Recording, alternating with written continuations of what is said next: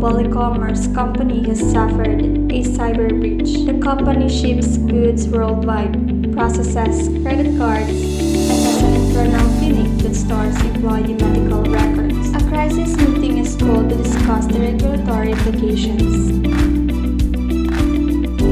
Thank you for coming. As we all know, our company just suffered a major security breach. We ship globally processed credit cards and monitor internal employee meeting, meaning multiple regulations apply. I need each of you to explain why your assigned regulation applies, the key requirement triggered by the breach, and the consequences if we fail to comply. Maria, let's start with GDPR. Here's what we found for GDPR. GDPR applies because we have customers in the European Union. We collect their personal data, names, addresses, and order data. So any breach involving EU residents puts us under GDPR's rules. The biggest issue is the 72 hours breach notification rule. We must report the breach of the EU supervisory authority within 72 hours. And if the risk is high, we must notify affected EU customers as well. If we don't comply, we could face major penalties up to 20 million or 4% of our normal manual revenue. Whichever is higher, plus we must risk lawsuits and serious damage to our reputation. Understood. Time deadlines. Jordan, please continue with HIPAA.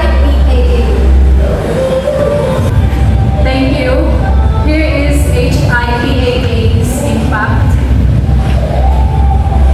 HIPAA applies because we operate an internal employees clinic that stores medical records, making us a covered entity that handles protected health information.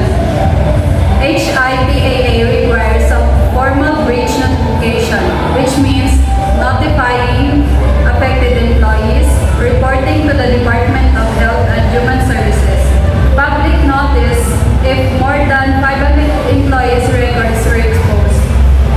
Penalties can reach 100 to 50,000 for violence, and criminal charges are possible if negligence or intentional misuse is involved.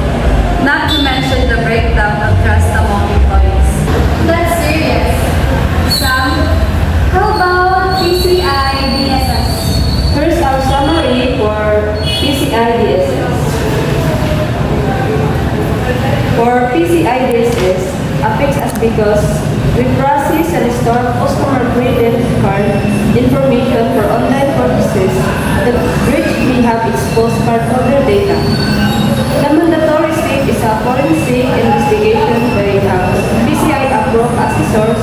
We also must verify compliance with PCI rules like encryption, access controls, and secure network implementation. If we ignore these requirements, we could face the first one is fines from Visa, MasterCards, and other card banks. The second one is higher transaction fees.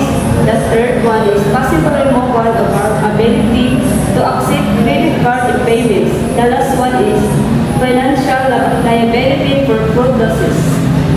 Thank you, Sam. All three regulations cause major risk. Now, let's talk about how to handle all of them together. We need a coordinated response on any cost.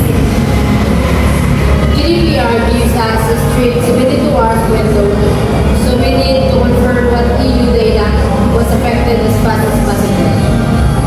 Meanwhile, we must start preparing HIPAA breach notifications.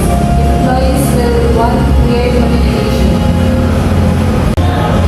From the technical side, we need to isolate the affected system immediately so that PCI forensic team can start their investigation. So, our breach response plan should include first past data assessment for GDPR. Second is HIPAA compliant employee notification. Third is PCI forensic attainment. Fourth is documenting everything for all regulators. The